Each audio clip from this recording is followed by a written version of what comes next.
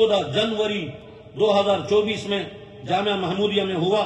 1987 से लेकर अब तक अल्लाह ने दीनी मदरसे में मदरसों के साथ जोड़ा, उलमा के साथ जोड़ा और तलबा के साथ जोड़ा, अपने नेक बंदों के माहौल में रखा।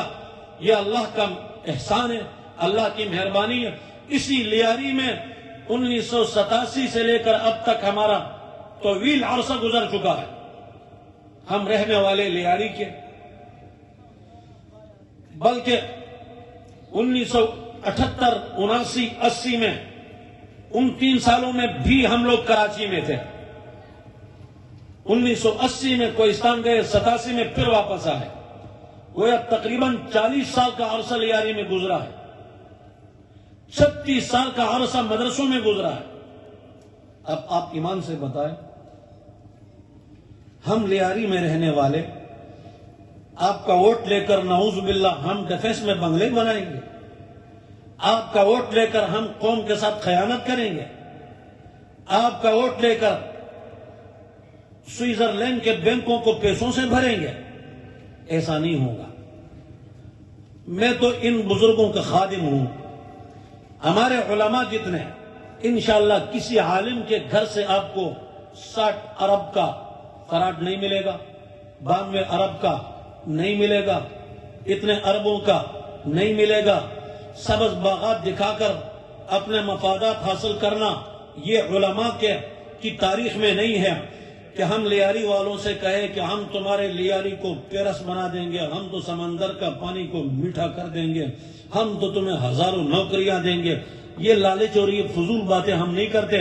वोट जमीर का फैसला, जमीर का वोट किताब का फैसला, जमीर का वोट किसका? जमीर वही है जो शरीयत का ताबे हो। जो खयानत करे उसको जमीर थोड़ी कहा जाता है, ये तो हवा परस्ती कहा जाता है। इसलिए आप हजरात की खिदमत में अर्ज है,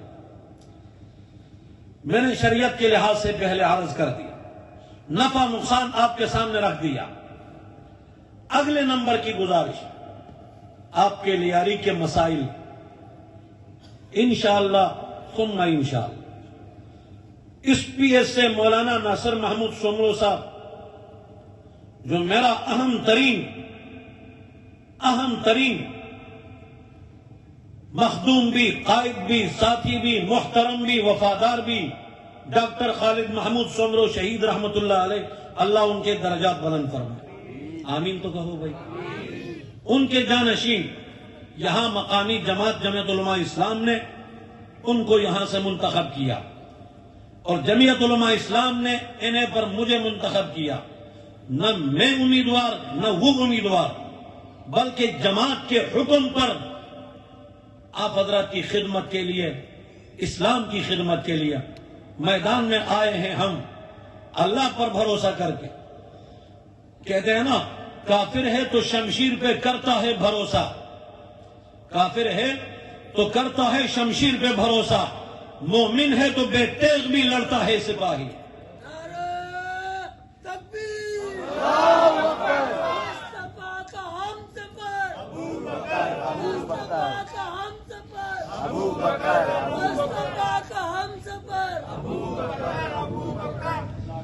जज़ाकल्लाह अहसन अल जज़ा।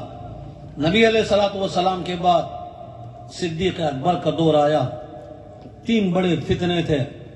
2 साल 4 माह 10 दिन में 3 फितनों का सफाया कर दिया।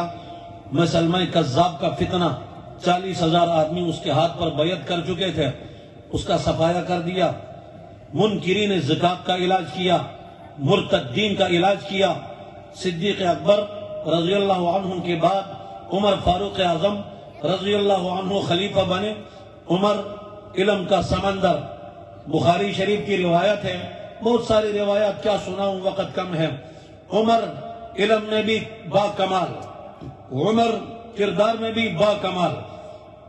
उमर ने 22 लाख मुरब्बा मील जमीन पर इस्लामी निजाम कायम किया।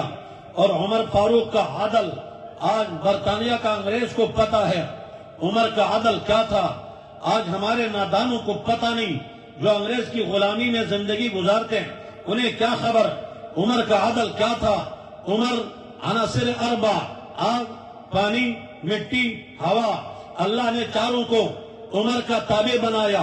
عمر، قیصر، کسرا، ان کو دن میں تارے دکھایا۔ عمر تو عمر ہے، کہتے ہیں نا، میں اکثر عرض کرتا ہوں، جو چمک نگاہ عمر میں ہے، جو تپش کے قلب عمر میں ہے، نہ وہ شمس میں نہ قمر میں ہے، نہ وہ برق میں نہ شرر میں ہے، نہیں ہے پرے سی تم کہیں جو عمر کے تیغ و تبر میں ہے۔ دنیا کا عظیم فاتح عمر بن خطاب جس گلی سے گزر جائے اس گلی کو ابلیس چھوڑ کر بھاگ جائے، وہ عمر بن خطاب۔ اللہ اکبر، تاریخ کے جملے، اول من فتح باب الکعبہ فہو عمر، سب سے پہلے جس نے کعبے کا دروازہ کھولا وہ عمر ہے۔ اول من ہاجر